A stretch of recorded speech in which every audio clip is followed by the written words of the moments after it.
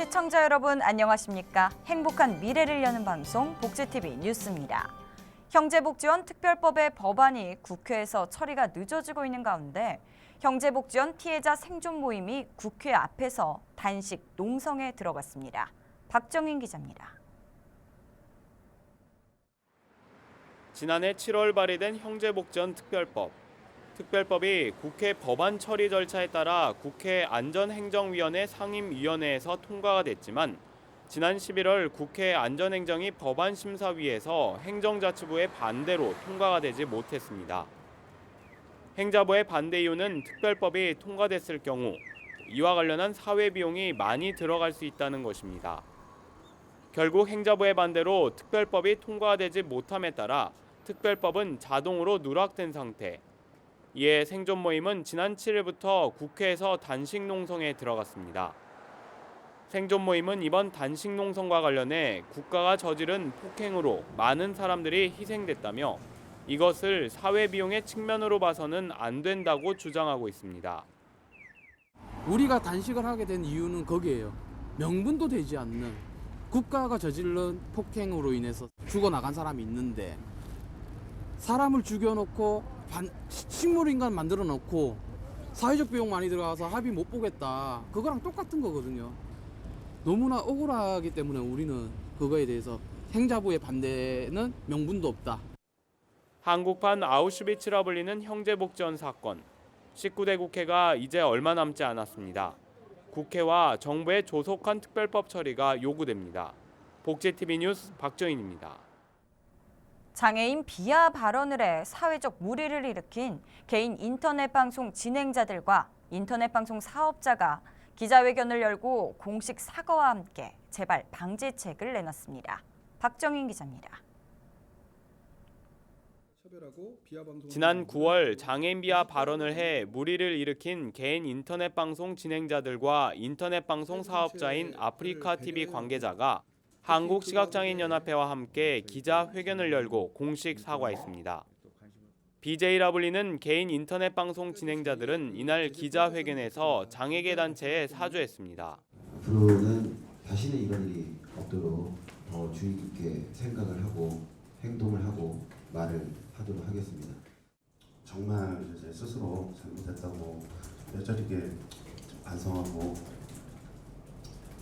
좀 자책하고 있습니다. 앞으로는 절대적으로 이런 일 없도록 조심하겠습니다. 또한 기자회견에서 아프리카TV 측은 공식 사과와 함께 제도 개선에 힘써 나가겠다고 밝혔습니다. 앞으로는 이런 일이 일어나지 않도록 내부 규정 강화와 여러 가지 제도 개선들을 통해서 이런 일이 일어나지 않도록 힘써 나가겠습니다. BJ들이 마음껏 끼와 재능을 펼칠 수 있는 개인 인터넷 방송. 정부와 인터넷 방송 사업자는 개인 인터넷 방송에 보다 성숙한 문화가 정착될 수 있도록 제도 개선책을 서둘러 마련해야 할 것 같습니다. 복지TV 뉴스 박정인입니다. 한국장애인 인권상위원회가 장애인 인권 증진과 차별 금지에 앞장서온 개인과 단체를 시상하는 2015 한국장애인 인권상 시상식을 열었습니다. 한국장애인 인권상은 유엔의 장애인 권리선언과 대한민국 장애인 인권 헌장의 이념을 반영해 장애인 인권에 대한 범사회적 관심을 유도하고 장애인의 권익을 위해 구체적 실천을 해온 사람들의 노력을 널리 알리기 위해 실시하고 있습니다. 올해 한국장애인 인권상에는 원곡 법률사무소와 장애와 인권 발바닥 행동, 비마이너, 충청북도 청주시, 경찰청 수사국이 수상했습니다. 장애계가 지난 3일 세계 장애인의 날을 맞아 투쟁 결의대회와 2016 총선 장애인연대 출범식을 가졌습니다. 현장에 김지환 기자가 다녀왔습니다. 세계 장애인의 날인 12월 3일 수백 명의 장애인들이 보신각에 모였습니다. 이 자리는 세계 장애인의 날을 축하하는 자리라기보다는 아직까지 부족한 장애인의 권리 증진을 외치는 자리에 가까웠습니다. 한국 사회에서 장애라는 이유로 장애인 가족이라는 이유로 처절하게 짓밟히고 죽음으로 내몰리는 그런 상황이 발생하지 않도록 우리의 최대의 싸움이 끝까지 쟁취되는 그날까지 함께 조정했으면 좋겠습니다. 그렇게 하고 싶겠습니까? 이날 장애계는 장애인의 권리를 진정으로 보장하는 내용을 담은 장애인 권리보장법 제정 등을 위한 투쟁결의대회 및 2016 총선 장애인연대 출범식을 가졌습니다. 2016 총선 장애인연대는 주요 정책 요구안으로 장애 등급제 폐지와 부양 의무자 기준 폐지를 내걸고 내년 총선까지 정당 후보들에게 해당 법을 홍보하고 재정 의지가 있는 정당 후보를 물색해 지지할 예정이라고 전했습니다.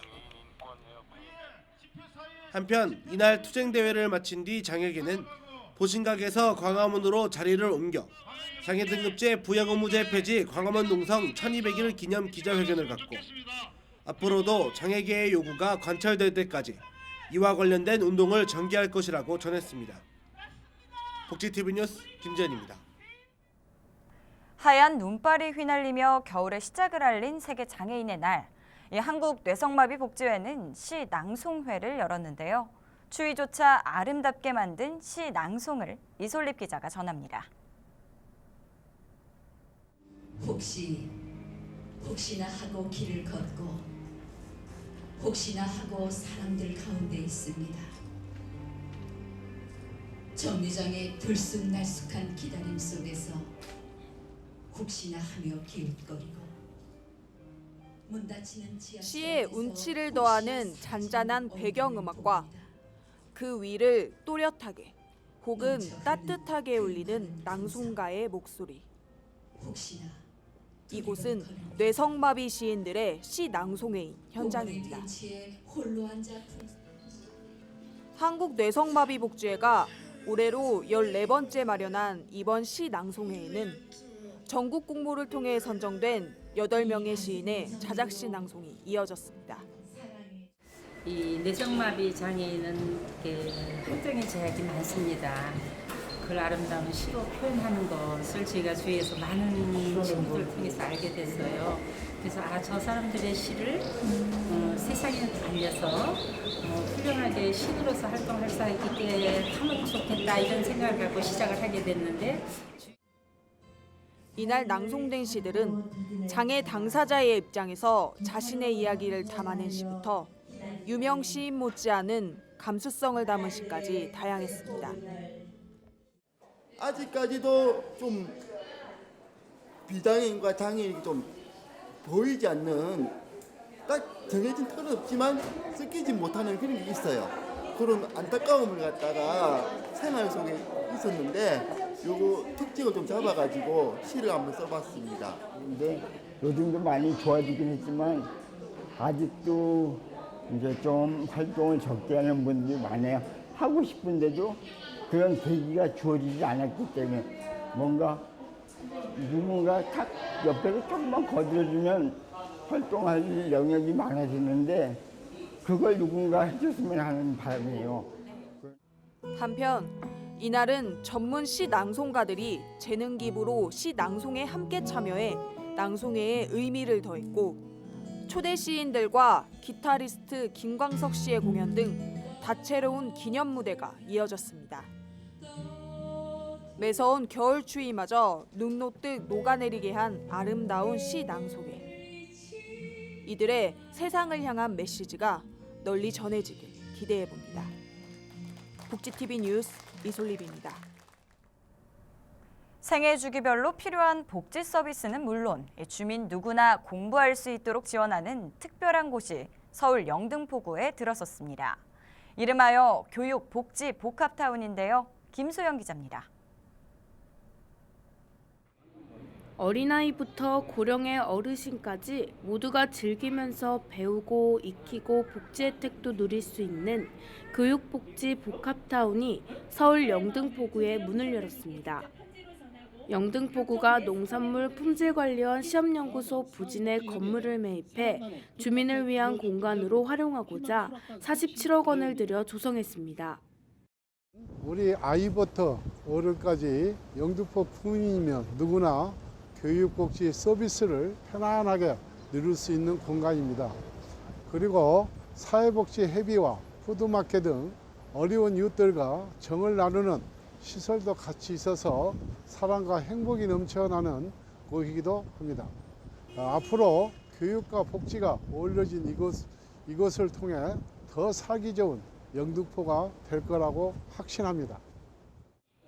교육복지시설로는 장난감 도서관과 곤충체험학습장, 대입정보센터, 평생학습센터가 조성됐습니다. 복지시설로는 사회복지협의회와 푸드마켓, 후원금으로 밑반찬을 만들어 소외계층에게 전달하는 희망수락관이 들어섰습니다.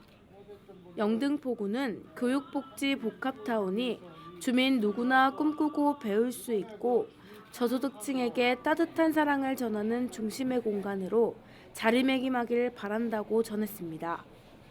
복지TV 뉴스 김소연입니다. 한통복지연합이 새터민과 함께하는 2015 송년 행사를 열었습니다. 지난 4일 서울 남산 제2그랜하우스에서 열린 송년 행사는 새터민 가족을 초대해 올 한해 한통복지연합이 진행한 새터민 관련 사업 보고를 통해 한 해를 정리하고 내년을 준비하는 시간을 갖고자 마련됐습니다.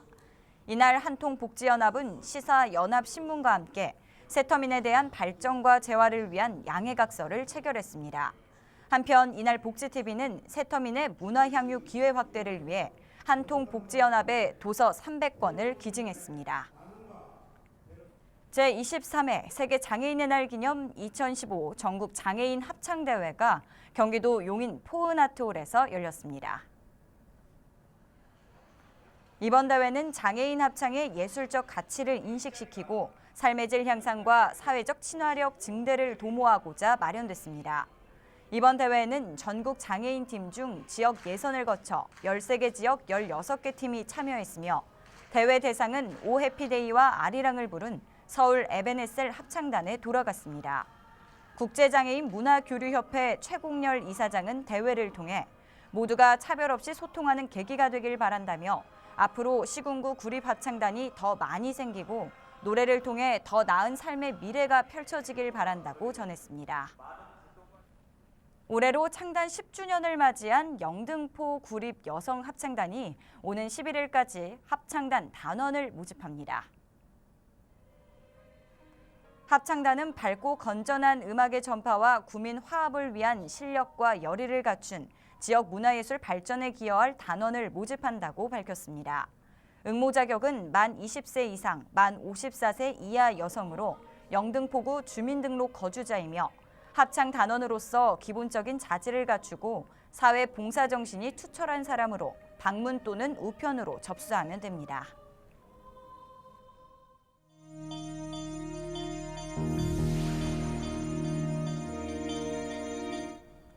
이어서 간추린 뉴스를 전해드립니다. 장애인 가족 지원의 법제화를 위한 장애인 복지법 개정안이 발의됐습니다. 새정치민주연합 김성주 의원과 전국장애인 부모연대는 지난 3일 장애인 가족들이 겪는 어려움을 완화하고 장애인 가족의 권리 증진을 위한 지원을 명확한 법적 근거하에 이뤄질 수 있도록 하고자 기자회견을 열고 개정안을 발의했다고 밝혔습니다. 인천 옹진군이 지난 1일 해바라기 장애인 거주시설에 대한 시설 폐쇄를 결정했습니다. 해바라기 시설은 지난해 12월 시설 교사들로부터 폭행을 당한 거주인 이모 씨가 사망하는 등 거주인들에 대한 인권 문제가 지속돼 온 시설입니다. 예술 매체를 통해 장애인식 개선 활동을 진행해온 도화지가 제3회 국제장애인 인권전을 오는 13일까지 서울 인사동 공평아트 갤러리에서 엽니다.